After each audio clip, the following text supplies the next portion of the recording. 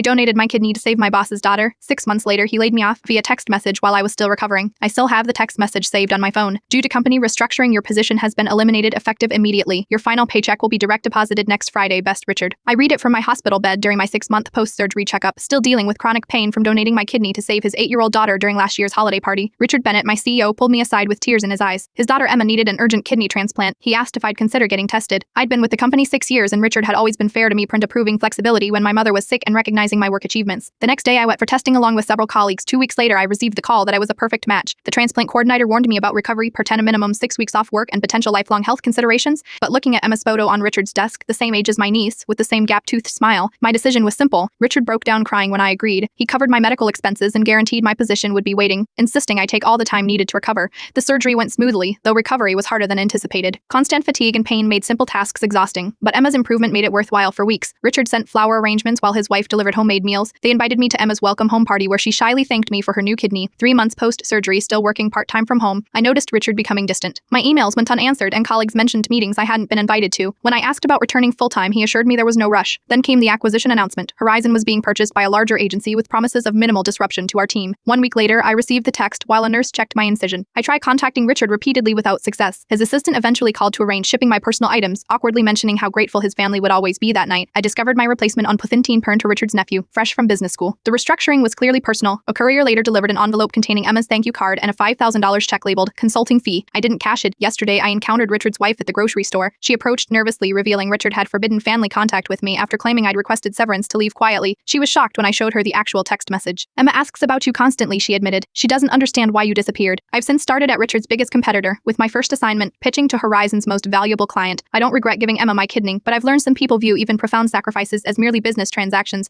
and I've learned that living well is the best revenge, Perned even with one kidney.